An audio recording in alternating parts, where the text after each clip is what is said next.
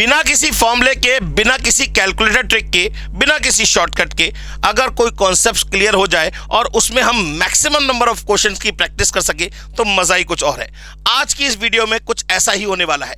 Topic का नाम है रेशियो ऑफ प्रोपोर्शन। स्टार्ट करते हैं इसको। तो सबसे पहले दिमाग में ये आता है दोस्तों कि ये रेशो होता क्या है। तो रेशो की बात करें तो रेशो का मतलब दोस्तों होता है हमेशा एक रिलेटिव कंपैरिजन से। कंपैरिजन का मतलब जब कभी भी आप दो से या दो से ज्यादा चीजों के बीच में कंपेयर करना चाहते हैं, जिनके बीच में आप कंपेयर करना चाहते हैं, पहली शर्त ये कि वो सेम काइंड की होनी चाहिए और दूसरी शर्त ये उनकी यूनिट भी सेम होनी चाहिए। बोले सर मतलब समझ में नहीं आया। अरे यार समझाता हूं, टेंशन किस बात की है भाई। अगर मैं आपका कंपैरिजन शाहरुख खान से करूं आपको अच्छा लगेगा, ऋतिक रोशन से करूं आपको बहुत अच्छा लगेगा, लेकिन अगर आपका कंपैरिजन मैं किसी जंगली जानवर माने चिंपैंजी से कर दूं तो आपको बहुत ज्यादा बुरा लगेगा। क्यों? क्योंकि आप एक इंसान है, चिंपैंजी एक जानवर है। तो हमेशा कंपैरिजन करने के लिए ये याद रखिएगा कि जिनके बीच में आप कंपैरिजन कर रहे हैं उनका काइंड क्या होना चाहिए, सेम होना चाहिए, और उनकी यूनिट भी क्या होनी चाहिए, सेम होनी चाहिए। तभी कंपैरिजन पॉसिबल है, अदरवाइज कंपैरिजन पॉसिबल नहीं है। फॉर एग्जांपल भाई अगर हम दो पर्सन ले लेते हैं, एक राम और एक उसके फादर। राम की एज है 15 साल, उसके फादर की एज है 45 इयर्स। तो अगर मैं आपसे पूछूं क्या इनके बीच में कंपैरिजन पॉसिबल है, आप कहेंगे बिल्कुल है। क्यों? क्योंकि ये दोनों सेम काइंड के हैं और दोनों की यूनिट भी क्या है, सेम है। अगर यहां पे ईयर्स ना होकर मंथ होता तो क्या कंपैरिजन पॉसिबल हो पाता? नहीं। 15 महीने और 45 साल में कोई कंपैरिजन नहीं हो सकता। या तो आपको ईयर्स को मंथ में कन्वर्ट करना पड़ेगा या आपको मंथ को ईयर्स में कन्वर्ट करना पड़ेगा। माने कंपैरिजन करने के लिए जिनके बीच में आप कंपैरिजन कर रहे हैं वो सेम काइंड की होनी चाहिए और उनकी यूनिट भी सेम होनी चाहिए। बात समझ में आ गई? तो जरा ध्यान से पढ़िए। तो ratio is a relative comparison between two और more things which are of same kind and are of same unit। ठीक है ना। अब ये सर आप कह रहे हैं कि रिलेटिव कंपैरिजन क्या होता है। तो दोस्तों रिलेटिव कंपैरिजन का मतलब, कंपैरिजन की बात करें तो कंपैरिजन हमेशा दो तरीके का होता है। एक होता है एब्सोल्यूट और एक होता है रिलेटिव। एब्सोल्यूट में हम हमेशा विद रेस्पेक्ट ऑफ यूनिट बात करते हैं, विद रेस्पेक्ट ऑफ यूनिट बात करते हैं, जबकि रिलेटिव में हम हमेशा विदाउट रेस्पेक्ट ऑफ यूनिट बात करते हैं। माने रिलेटिव कंपैरिजन की कभी कोई यूनिट नहीं होगी और एब्सोल्यूट कंपैरिजन की अपने आप में एक यूनिट होगी। जैसे अगर मैं बात करूं तो राम और राम के फादर माइनस राम करूं तो कितना आएगा, 30 इयर्स। भाई हम कहेंगे ना राम के जो फादर है ना वो राम से 30 साल बड़े हैं, तो ये कैसा कंपैरिजन है, ये एक एब्सोल्यूट कंपैरिजन है। और मैं कहूं राम जो है ना अपनी फादर की एज का 1/3 है, तो ये कैसा कंपैरिजन है, ये एक रिलेटिव कंपैरिजन है। या ये कहे कि राम के जो फादर हैं वो राम से 3 गुना है, इंटू 3 कर दूंगा तो एज बराबर आ जाएगी। बात समझ में आ गई? तो ये कैसा कंपैरिजन है, रिलेटिव कंपैरिजन है। तो रेशो हमेशा एक रिलेटिव कंपैरिजन होता है दोस्तों, बिटवीन टू और more things which are of same kind and are of same unit. ये सबसे इंपॉर्टेंट कॉन्सेप्ट है, इसको ध्यान जरूर रखिएगा। रेशो की कभी कोई यूनिट नहीं होगी, ये कभी नेगेटिव नहीं हो सकता। अब आगे की बात करें तो भाई कौन सा रेशो, कौन सा कंपैरिजन ज्यादा बड़ा है। अगर आपको कई सारे रेशोज गिवन हो और आपसे पूछा जाए कि बताइए इन सब में से सबसे बड़ा रेशो कौन है, तो आपको कुछ एलसीएम, कोई शॉर्ट ट्रिक लगाने की जरूरत नहीं है। आपको क्या करना है, सीधे सीधे डिवाइड करना है। 2 डिवाइड बाय 5 का मतलब हो गया 0.4, 3 डिवाइड बाय 10 का मतलब हो गया 0.3, 16 डिवाइड बाय 25 का मतलब हो गया 0.64 और 1 डिवाइड बाई 2 का मतलब हो गया 0.5। तो इन सब में से सबसे बड़ा नंबर कौन सा है सर, 0.64। माने ये रेशो हाईएस्ट होगा। और सबसे छोटा कौन सा है सर, 0.3। और ये क्या होगा, सबसे स्मॉलेस्ट रेशो होगा। बात समझ में आ गई? तो रेशो में कभी भी ग्रेटर और लेसर पता करना हो, सीधे सीधे डिवाइड करके देख लीजिए कौन सी वैल्यू सबसे बड़ी आ रही है, कौन सी वैल्यू सबसे छोटी आ रही है। चलिए नेक्स्ट कॉन्सेप्ट की बात करते हैं। नेक्स्ट कॉन्सेप्ट नंबर 4, बहुत ध्यान समझिएगा। जब कभी भी आपको रेशो दे रखा हो, जैसे अगर मैं राम अपॉन फादर की बात करूं तो that is equal to 15 years upon 45 years.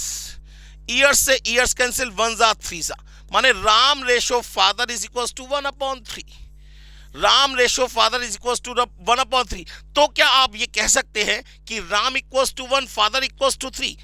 नहीं सर, माने राम 1 साल का है और पिताजी कह रहे हैं, पिताजी 3 साल के हैं, राम रो रहा है, पापा कह ले अभी आया बेटा, बस टोक लेता थे, अभी आ रहा हूं। क्या ऐसा हो सकता है? नहीं हो सकता। भाई देखिए जरा ध्यान से, तो यहां हमने एक कॉमन नंबर की टेबल से काटा है।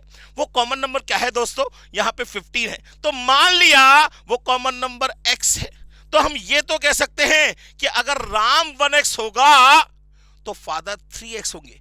ये बात तो बिल्कुल ठीक है, लेकिन डायरेक्टली इक्वल नहीं मान सकते। बस यही आपका मेन कॉन्सेप्ट है।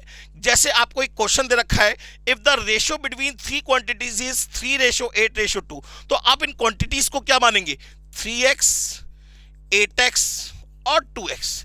इन क्वांटिटीज को क्या मानेंगे? 3x, 8x, 2x। आप 3k, 8k, 3k, 8k और 2k कुछ भी मान सकते हैं। 3y, 2, 8y और 2y कुछ भी मान सकते हैं। माने एक नंबर जिसकी कॉमन नंबर की टेबल से कट के आए होंगे।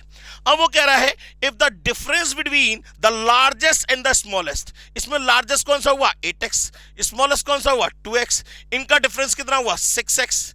ये किसके बराबर रखा है आपको? 42। तो x की वैल्यू कितनी आ गई? 7। x की वैल्यू जैसे ही 7 लगाएंगे आपको सारी क्वांटिटीज पता लग जाएंगी। माने वो कॉमन नंबर क्या हुआ? 7 हुआ। तो यहां पर नंबर्स क्या क्या हो जाएंगे? ये हो जाएगा 7 3 21, 7 8 56 और 7 2 14। तो वो पूछ रहा है बताइए find the sum of all quantities, तीनों का सम कर दीजिए। तीनों का सम कितना आ जाएगा? That is equal to 91। कहानी खत्म। बात समझ में आ गई? तो हमेशा याद रखिएगा कि जब कभी भी आपको कोई रेशो गिवन होगा उसे कभी भी डायरेक्टली इक्वल नहीं मानेंगे। x की टर्म में मानिए, k की टर्म में मानिए, y की टर्म में मानिए, मर्जी आपकी है। इसके बाद नेक्स्ट कॉन्सेप्ट, जैसे बिल्कुल सेम कॉन्सेप्ट क्वेश्चन नंबर 4 ही चल रहा है आपका। If the ratio between 3 quantities is 2:3:5, तो क्वांटिटीज क्या क्या मानेंगे? 2x, 3x और 5x। वो कह रहा है एंड देयर एचसीएफ का मतलब होता है हाईएस्ट कॉमन फैक्टर। तो इन तीनों में हाईएस्ट क्या कॉमन दिखाई दे रहा है सर? हाईएस्ट कॉमन फैक्टर है हमारे हिसाब से x। तो x बराबर कितना रखा है आपको? 7। x बराबर कितना रखा है आपको? 7। तो वो पूछ रहा है फाइंड द लार्जेस्ट क्वांटिटी। तो इन तीनों में से लार्जेस्ट कौन है? 5x। तो 5 × 7 इक्वल्स टू कितना आ जाएगा? 35। आंसर हो गया खत्म। ठीक है ना? Next question number, concept number 4 पे सेम एक क्वेश्चन और लिया है। इन अ मिक्सचर ऑफ 56 लीटर, एक मिक्सचर है 56 लीटर का, the ratio of milk and water is 3:4। माने मिल्क हो गया 3x, वाटर हो गया 4x क्या? लीटर। और इन दोनों का सम किसके बराबर है? 56 लीटर के बराबर है। तो 3x + 4x कितना हो गया? 7x। 7x बराबर 56। तो x की वैल्यू कितनी आ गई? 8। x की वैल्यू 8 लगाएंगे तो जरा जल्दी से बताइए मिल्क कितना हो जाएगा? 24। वाटर कितना हो जाएगा? 32। आपसे पूछ रहा है find the quantity of the water in the mixture. Water कितना होगा सर? 32 लीटर। ये लीजिए, माने कॉन्सेप्ट हमेशा ट्रांसपेरेंट रखिए और इस जैसे कॉन्सेप्ट हमेशा ट्रांसपेरेंट रखिए और इस जैसे हजारों क्वेश्चन आप आसानी से कर सकते हैं। अब नेक्स्ट कॉन्सेप्ट नंबर 5 की बात कर रहे हैं, कॉन्टिन्यू रेशियो की बात करें तो कॉन्टिन्यू रेशियो क्या होता है? भाई आपको दो अलग अलग रेशियो दे रखे और इन दोनों रेशियो को आपको मिक्सअप करना है, तो that is known to be the continue ratio. तो इन दोनों में कॉमन क्वांटिटी कौन सी है सर? बी। यहां बी कितना है? 3, यहां कितना है? 4। तो दोनों को बराबर करने के लिए हम इनका क्रॉस कर देंगे। क्या कर देंगे? क्रॉस कर देंगे। माने 3 की मल्टीप्लाई नीचे और 4 की मल्टीप्लाई ऊपर। तो ये हो जाएगा 8, ये हो जाएगा 12, ये हो जाएगा 12, ये हो जाएगा 15। माने A:B:C कितना हो जाएगा? 8:12:15। 8:12:15। अब इसके बाद अगर आपसे पूछे कि A + B/B+C बताइए, तो हमेशा याद रखिएगा जब कभी भी रेशो गिवन हो और आपसे रेशो पूछा गया हो तो आप डायरेक्ट वैल्यू पुट कर सकते हैं।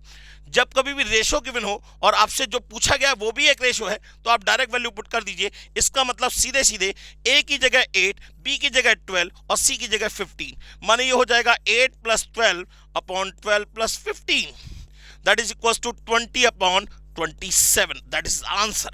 क्लियर हो गई बात? चलिए नेक्स्ट कॉन्सेप्ट नंबर 6, फिर वही रेशो गिवन है, दो अलग अलग रेशो गिवन है और आपसे जो पूछा गया है वो भी एक रेशो है। तो रेशो टू रेशो बोलते हैं कि जब कभी भी रेशो गिवन हो, रेशो पूछा जाए तो हमेशा डायरेक्ट वैल्यू पुट कर देनी चाहिए। माने x की जगह 2, y की जगह 3, a की जगह 5 और b की जगह 2। जरा यहां लगाइए तो ये हो जाएगा 5 + 2/3 + 2 + 3, तो that is equal to 7/5, that is equal to 7/5, 2 + 3, हाँ बिल्कुल ठीक है, बात समझ में आ गई। चलिए नेक्स्ट कॉन्सेप्ट नंबर 7, जरा ध्यान से देखिए। जब कभी भी आपसे कंपाउंड रेशियो निकालने की बात कहेगा तो कंपाउंड का मतलब क्या होता है, कई सारे रेशियो को मिक्स कर देना। कई सारे रेशियो को जब आप मिक्स कर देते हैं तो जो फाइनल रेशियो निकल के आता है उसे बोलते हैं दोस्तों कंपाउंड रेशियो। तो जब कभी भी आपको कई सारे रेशियो दे रखे हों और आपसे कंपाउंड रेशियो के बारे में बात करेगा तो आपको कुछ नहीं करना है, सीधे सीधे इन सभी रेशियो को आपस में मल्टीप्लाई कर दीजिए। माने 2:3 इंटू 3/5 इंटू 7/4 और इंटू 25/7। 7 से 7, 3 से 3, 2 2 कैंसिल, 5 5 कैंसिल, फाइनल आंसर कितना आ गया 5:2। क्लियर हो गई बात। नेक्स्ट कॉन्सेप्ट नंबर 8, जब कभी भी आपको कई सारे रेशियोज गिवन हो और आपसे पूछा जाए जैसे A/B का इनवर्स, तो इसका इनवर्स क्या होगा B/A, A/B का डुप्लीकेट तो A²/B², A/B का A/B का ट्रिप्लीकेट यहां आ जाइए तो A³/B³, A/B का सब डुप्लीकेट तो √A/B, A/B का सब डुप्लीकेट तो √A/B। बात समझ में आ गई। जैसे एग्जाम्पल के तौर पे बात करें, अगर मैं आपसे कहूं 2:3 का इनवर्स बताइए तो क्या होगा 3:2, ठीक है ना। अगर मैं आपसे पूछूं 4:5 का डुप्लीकेट बताइए तो ये कितना हो जाएगा 16:25। अगर मैं आपसे पूछूं 6:7 का ट्रिप्लीकेट बताइए तो कितना हो जाएगा 216:343। अगर मैं आपसे पूछूं 4:25 का सब डुप्लीकेट बताइए तो ये हो जाएगा 2:5। अगर मैं आपसे पूछूं 8:27 का सब ट्रिप्लीकेट बताइए तो ये हो जाएगा 2:3। बात समझ में आ गई, क्लियर हो गई बात। इसके बाद कॉन्सेप्ट नंबर 7 और 6 और 7 को दोनों को हमने मिक्सअप कर दिया। अब कह रहा है find the compound ratio of 2:3, inverse of ratio 4:5, duplicate of 2:3, triplicate of 5:2, सब डुप्लीकेट ऑफ दिस एंड सब ट्रिप्लीकेट ऑफ दिस। माने इन सबका आपको कंपाउंड रेशियो निकालना है। तो हम क्या करेंगे, कंपाउंड रेशियो का मतलब क्या होता है, सभी रेशियो की क्या कर देंगे मल्टीप्लाई, तो ये हो जाएगा 2:3 माने 2/3, इनवर्स ऑफ 4:5 माने 5/4, डुप्लीकेट ऑफ 2:3 का मतलब हो जाएगा 4/9, ट्रिप्लीकेट ऑफ 5:2 माने क्यूब करना पड़ेगा 125:8, सब डुप्लीकेट ऑफ 49:25, सब डुप्लीकेट का मतलब क्या हो जाएगा अंडर रूट, तो ये हो जाएगा 7/5। इसके बाद एंड सब ट्रिप्लीकेट ऑफ दिस, तो इसका सब ट्रिप्लीकेट 8 का सब ट्रिप्लीकेट होगा 2 और 343 का सब ट्रिप्लीकेट होगा 7। माने ये होता है 2 का क्यूब, ये होता है 7 का क्यूब। अब काटा पीटी शुरू, तो ये हो जाएगा 4 से 4 कैंसिल, 5 से 5 कैंसिल, और कुछ कैंसिल हो रहा है 2 2 4 2 8 कैंसिल, और कुछ कैंसिल हो रहा है सर, और कुछ कैंसिल नहीं हो रहा। ऊपर बचा 125, नीचे बचा 3 9 27 2 54। तो ये आपका क्या निकल आया, फाइनल कंपाउंड रेशियो निकल आया। बात समझ में आ गई। बस ये लीजिए, तो थोड़ी ही देर के अंदर हमने मैक्सिमम नंबर ऑफ क्वेश्चंस की प्रैक्टिस भी कर ली और अब हमें समझ में आ गया कि रेशियो के जितने भी कॉन्सेप्ट हैं वो अगर क्लियर हो गए तो हर टाइप के क्वेश्चंस को हम करने में कैपेबल होंगे। इसके नेक्स्ट पार्ट में हम लोग बात करेंगे प्रपोर्शन के बारे में। तो प्लीज प्लीज प्लीज वीडियो को लाइक कर दीजिए, हमारे चैनल को सब्सक्राइब कर लीजिए और नीचे शेयर का बटन दबा दीजिएगा और कमेंट सेक्शन में लिखिएगा आपको नेक्स्ट कौन से कॉन्सेप्ट की वीडियो चाहिए होगी। Thank you very much, take care, God bless you and bye bye.